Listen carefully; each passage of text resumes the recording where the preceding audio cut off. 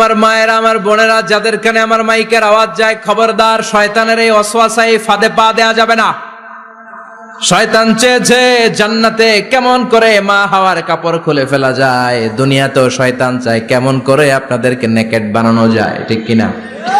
বাংলাদেশে নারীদের কাপড় এখন দেহের মধ্যে বাড়ছে নাকি কমছে? পোশাক আশাক নারীদের খাটো হতে শুরু করেছে, এটা শয়তানের মিশন।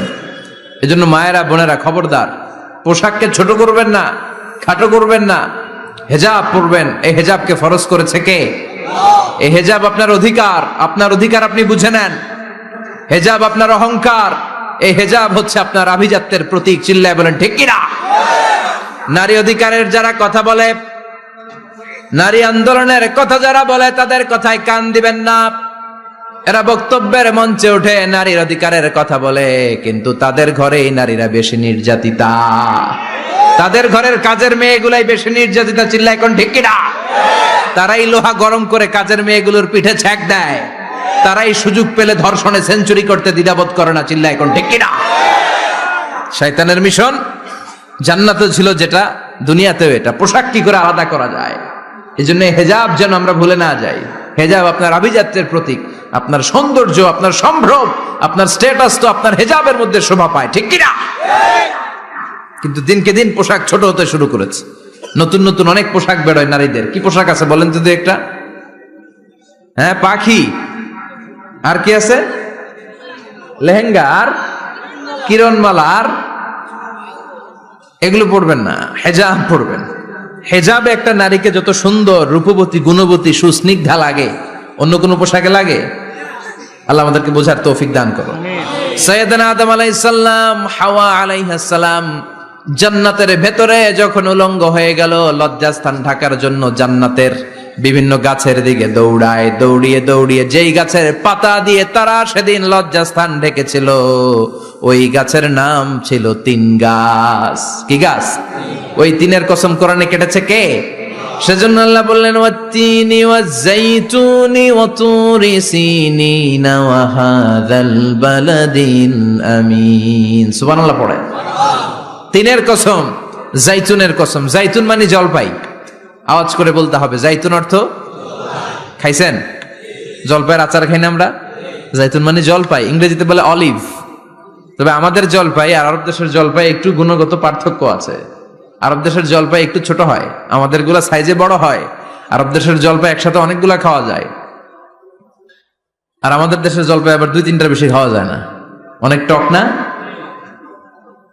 এই 7টা জলপাই আর একটা 3, এই মিক্স রেশিওতে যদি আপনি রেগুলার খান, আপনার বার্ধক্য রোধ হবে, আপনার স্বাস্থ্য ভালো থাকবে। আলহামদুলিল্লাহ পড়েন।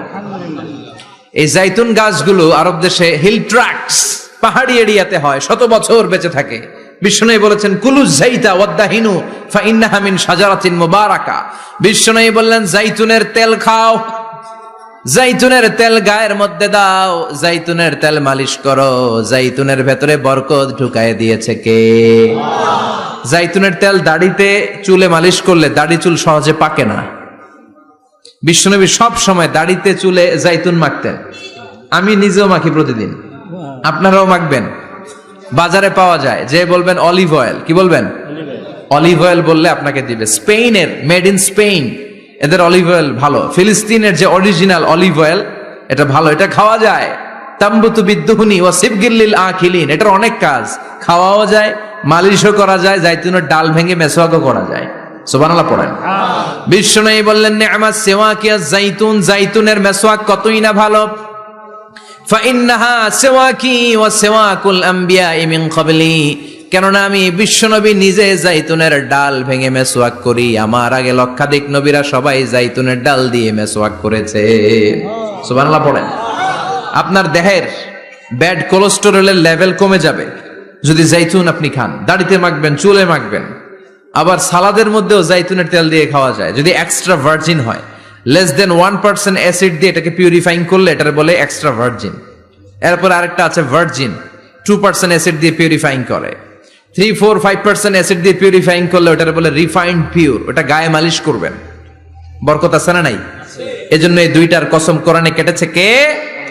এরপরে রব্বুল আলামিন বলেন, ওয়া তুরি সিনিন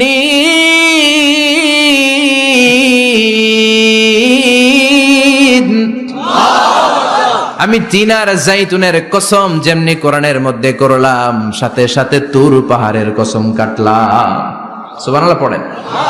সাউথ সাইনা, দক্ষিণ সিনাইয়ে এই তুর পাহাড়ের অবস্থান। মিশরে দুইটা জেলা আছে, উত্তর সিনাই, দক্ষিণ সিনাই। এই দক্ষিণ সিনাইতে 2285 মিটার উঁচু এই পাহাড়। সাইয়েদনা মুসা আলাইহিস সালাম এই পাহাড়ে উঠে কথা বলতেন কার সাথে?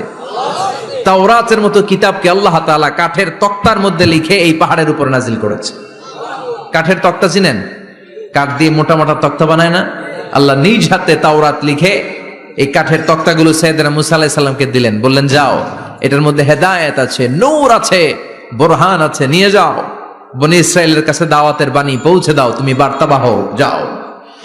সাইয়েদনা মুসা আলাইহিস সালাম দেখলেন ছোট্ট ছোট্ট কিছু কাঠের ফলকার তক্তা, ভাবলেন কাঁধের মধ্যে তুলে নিয়ে যাই, এর চেয়েও কত ভারী ভারী জিনিস আমি মুসা কাঁধের মধ্যে তুলে বেড়াই। কিন্তু সাইয়েদনা মুসা আলাইহিস সালাম তক্তার মধ্যে হাত দিয়ে দেখে কাঁধে উঠাবে তো দূরের কথা, নাড়াতেই পারে না। সুবহানাল্লাহ পড়েন। কাঁধে উঠাবে তো দূরের কথা, কি করতে পারে না? নাড়াতেই পারে না। মুসা আলাইহিস সালাম ভাবলেন এদিক দিয়ে মনে হয় শক্ত, ওদিকে মনে হয় নরম, ওদিক দিয়ে ধরি, ওদিকে টান দেয়, ওদিকেও নড়ে না, মাঝখানে ধরে টান দেয়, নড়ে না। ঘটনা কি? এর চেয়ে কত বড় তক্তা কান্ধে লয়ে ঘুরি, আর এগুলো নড়ে না কেন? আল্লাহ জিব্রাইলরে বলেন না একটু হেল্প করতে? আল্লাহ বললেন যাও, তোমারে হেল্প করতে কইছে। মুসা আলাইহিস সালাম বললেন ভাই জিব্রাইল তুমি এদিক দিয়ে ধরো, আমি ওদিক দিয়ে ধরি। আমরা এরকম ধরে বলি না মারো টান হেইয়ো, এই দুইজনে হেইয়ো হেইয়ো শুরু করছে, কিন্তু তক্তা নড়ে না। মুসা আলাইহিস সালাম বললেন চলো পজিশন চেঞ্জ করি, তুমি এদিকে আমি ওদিকে, মারো টান আরো জোরে, কিন্তু তক্তা নড়ে না। মুসা আলাইহিস সালাম বললেন আল্লাহ জিব্রাইলের যে সঙ্গী ফেরেশতা 11 বলো না একটু হেল্প করতে? আল্লাহ বলে যাও হেল্প করে আসো। এবার সবাই মিলে মারো টান আরো জোরে, গায়ে যত জোর আছে। মুসা আলাইহিস সালাম তক্তা ধরে টান দিলেন, টানের চোটে প্রত্যেকটা লোমকূপ দিয়ে ঘাম বেরোতে শুরু করেছে। এক একটা টানে কোমরের রক ছিঁড়ে যাওয়ার অবস্থা, কিন্তু তক্তা নড়ে। আল্লাহ ডেকে বললেন মুসা রক ছিঁড়ার দরকার নাই, আর ঘেমে অস্থির আর ঘর্মাক্ত হওয়ার দরকার নাই। আসলে তক্তার এত ওজন না, কিন্তু তক্তার মধ্যে যে বাণীগুলো আছে বাণীগুলো কার? এটা আমার বাণী রে মুসা, এগুলো আমার কথা, এগুলো আমার দেওয়া কিতাব, এগুলো সাধারণ দুনিয়ার বাণী নয়, সাধারণ কথা নয়। এই জিনিসটা বোঝাবার জন্য তক্তার ওজন আমি বাড়িয়ে দিয়েছি। এবার ফেরেশতার সাহায্যের দরকার নাই, নিজেই টান দাও, দেখবা উঠাতে পারবা। সাইয়েদনা মুসা আলাইহিস সালাম এখন দেখে টান দিয়ে কাঁধে নেওয়া যায়। সুবহানাল্লাহ পড়েন। এই যে তুর পাহাড় তিনি মুসা আলাইহিস সালামকে দিয়েছিলেন, যে পাহাড়ের উপরে, পাহাড়টার নাম তাওরাত কিতাব যে তিনি দিয়েছিলেন, যে পাহাড়ের